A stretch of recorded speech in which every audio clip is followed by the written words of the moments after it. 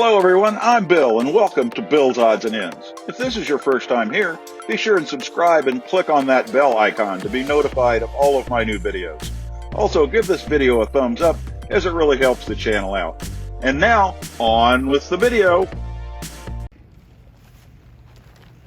This program is dedicated to the memory of Walt Disney.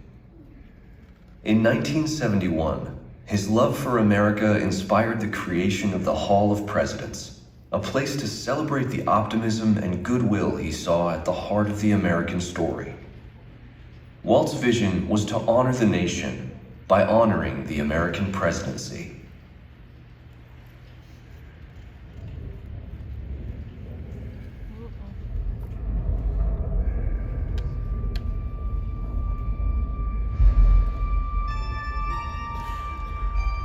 It is 1783, and the smoke is clearing in the wake of the Revolutionary War. Over the course of 8 grinding years, General George Washington has led a force of shopkeepers, farmers, and Native American allies to victory over the greatest military power in the world. A new nation has been born, independent and free. The founders must form a national government.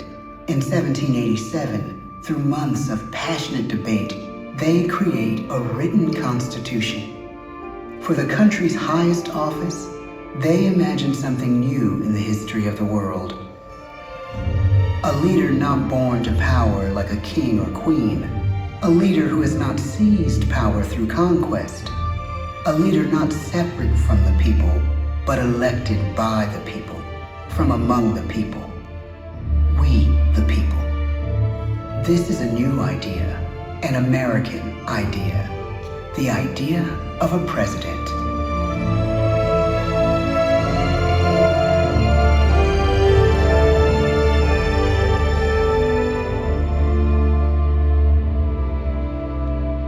The people don't know exactly what a president will be, but there is little doubt who it will be. George Washington's stature and bearing have marked him as a leader. His integrity has made him a great one. Washington knows that many generals who have led successful revolutions make themselves dictators or kings. Instead, he steps down from power and retires to his home, Mount Vernon. The world takes note, and George Washington becomes the symbol of American ideals. In the first presidential election, it's Washington by a landslide. The only doubt seems to be his own. He writes, "Integrity and firmness is all I can promise.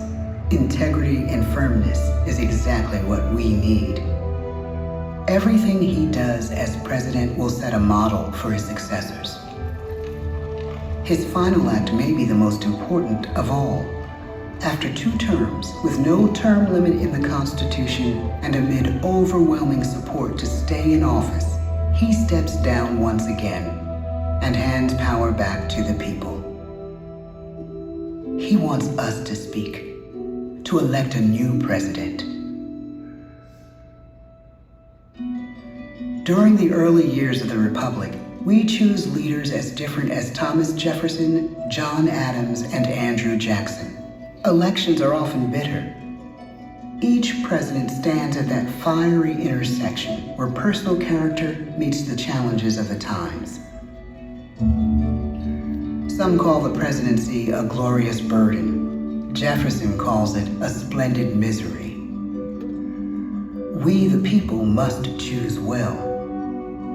We elect 15 presidents before the course of history brings us to the edge of a crisis like no other. A nation born of freedom still permits slavery. As the country pushes west, will new states be slave or free? The question produces bitter conflict. The issue rocks the election of 1860 and brings Abraham Lincoln onto the national stage.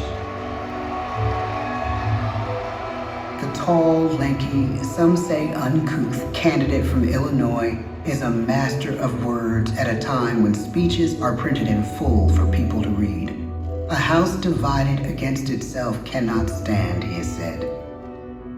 With Lincoln's election, the House does indeed divide. Civil War. 11 states secede from the Union. The war becomes a defining passage in the American story. The president's own inner strength and depth of character changed the course of history. Lincoln had come up the hard way on the American frontier, desperately poor, with less than a year of formal schooling. His early years were scarred by tragedy, the death of his mother, his sister, his first love. He struggles with depression, but never loses his determination to rise above it. He once said he's driven by a desire to leave the world a little better place for having lived in it. The war rages. Lincoln fights to preserve the Union and end slavery. Neither is a sure thing. At Gettysburg, Pennsylvania, 6 months after one of the bloodiest battles of the war, the president dedicates a cemetery to the thousands of soldiers who died there, in words we can never forget.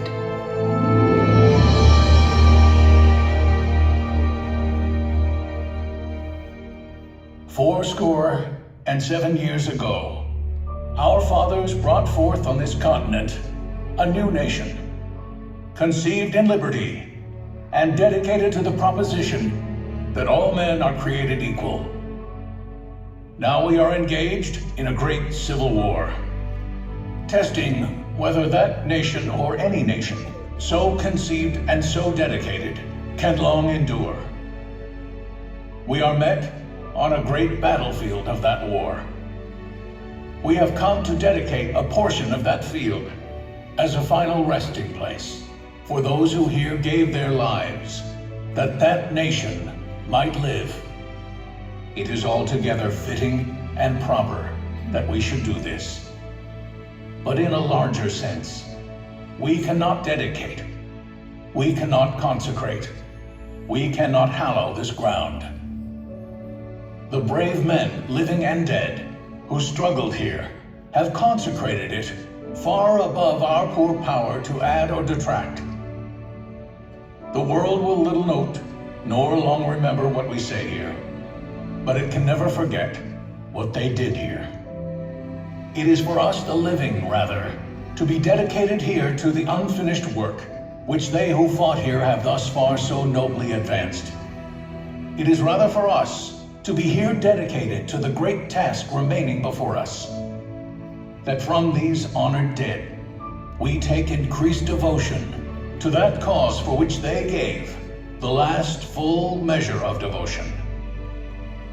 That we here highly resolve that these dead shall not have died in vain, that this nation, under God, shall have a new birth of freedom, and the government of the people, by the people, for the people, shall not perish from the earth.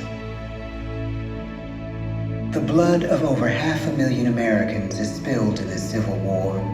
President Lincoln's enduring hope is to give true meaning to the sacrifices of so many, to lead us to that new birth of freedom. With the end of the war and the end of slavery, a new birth truly begins.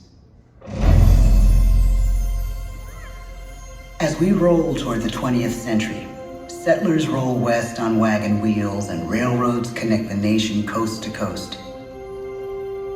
Millions of immigrants pour in from Europe and Asia.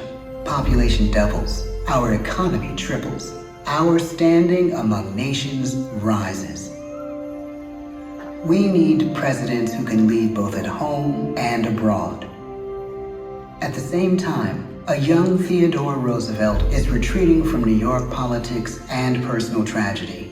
The death of his wife and his mother on the same day in the same house. In the Badlands of North Dakota, he rethinks his life and the life of his country. he returns stronger in body and spirit. His renewed energy is just what his country needs.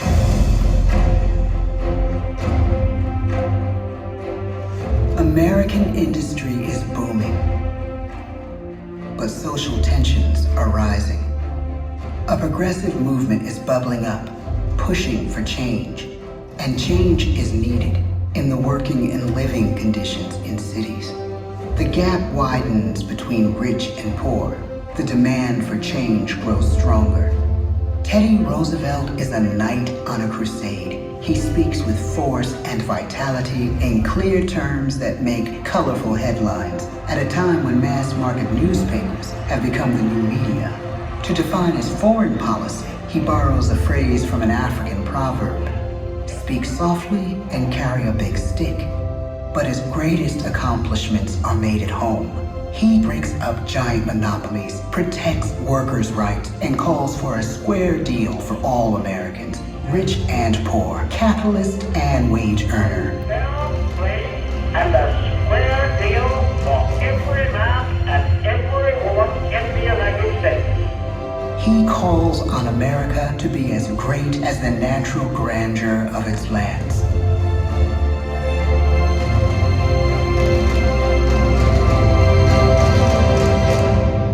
Keep your eyes on the stars and your feet on the ground, he tells us. And we do.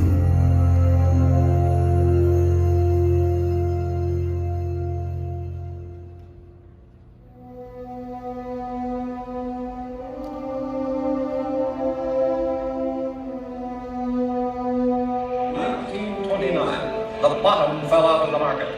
12 million unemployed. The bread lines and the soup. The results of the 1932 election now appear. When we elect our 32nd president, it is the worst of times. The course of history and the course of one president's life again shape a turning point in our national destiny. Franklin D. Roosevelt, paralyzed by polio, knows how to restore the faith of a people paralyzed by the Great Depression. I believe in practical explanation and in practical policy. He has found the inner strength his countrymen now need. He speaks to us like a friend, a neighbor. His optimism is contagious, his voice perfect for the latest breakthrough medium, radio. He calls us to believe we have nothing to fear but fear itself. And we do believe. Tonight's attacks on England are perhaps the most widespread of the war in the course of the day. But an even greater challenge dominates his final years in office: the Second World War.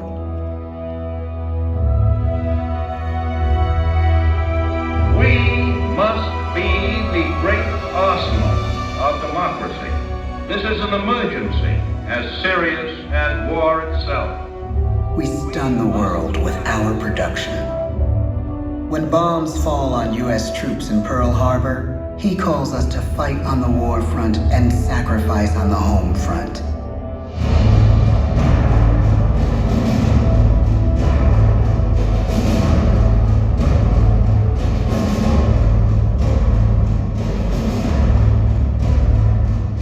The harder the sacrifice, the more glorious the triumph. So spoke America in the year 1776. So speak Americans today. The world changes. The country changes. And yet, in one sense, what we need most from our presidents has never changed. A guiding vision that calls forth the best that America can be. Will outer space be developed for the benefit of all mankind? Or will it become another focus for the arms race? The choice is urgent, and it is ours to make. Ask not what your country can do for you. Ask what you can do for your country. But really, it's all of us who must overcome the crippling legacy of bigotry and injustice. And we shall overcome. One of the agreements that President Sadat and Prime Minister Begin are signing tonight is entitled A Framework for Peace in the Middle East. Mr. Gorbachev, tear down this wall. You have lost too much, but you have certainly not lost America. I can hear you. The rest of the world hears you. Loving this country requires the willingness to speak out for what is right, to shake up the status quo. That's America. Our presidency is no longer just an idea. It is an idea with a proud history.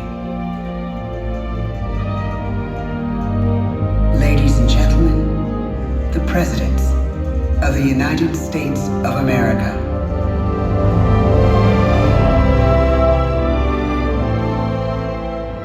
George Washington, John Adams, Thomas Jefferson, James Madison, James Monroe, John Quincy Adams, Andrew Jackson, Martin Van Buren, William Henry Harrison, John Tyler, James K. Polk,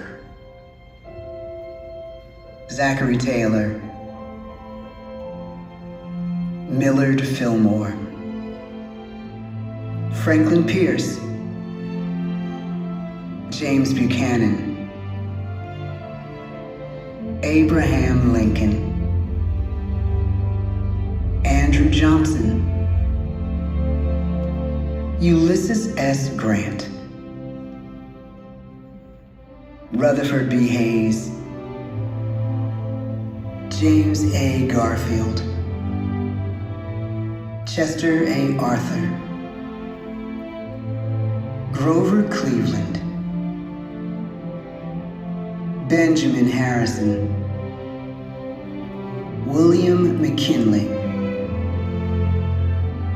Theodore Roosevelt, William Howard Taft, Woodrow Wilson, Warren G. Harding, Calvin Coolidge, Herbert Hoover, Franklin D. Roosevelt, Harry S. Truman, Dwight D. Eisenhower, John F. Kennedy, Lyndon B. Johnson, Richard M. Nixon, Gerald R. Ford, Jimmy Carter, Ronald Reagan, George Bush, Bill Clinton,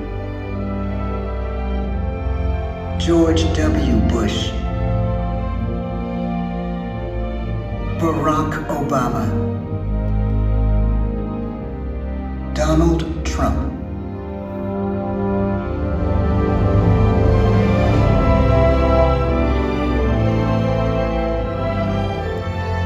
And now we come to the present. Once again, we place our trust in the idea of a president, as we have from the beginning. My fellow citizens, no event could have filled me with greater anxieties than that notification on the 14th day of April, 1789, that you had selected me to lead our nation. But it was with the confidence of my fellow citizens that I took an oath. 35 simple words that have been repeated by every American president throughout history. I, Joseph Robinette Biden Jr., do solemnly swear that I will faithfully execute the office of President of the United States and I will, to the best of my ability, preserve, protect, and defend the Constitution of the United States. So help me God. The presidency of the United States is a role unique in the world, an office entrusted to each president by us, we the people. Therein lies the genius of that new idea, now over 200 years old. A new idea our presidents have turned into a great American idea again and again.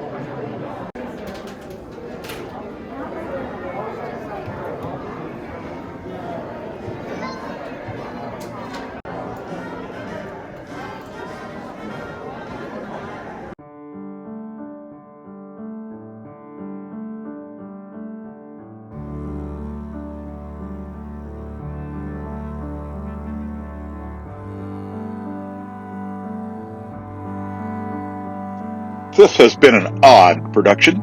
Thanks for watching.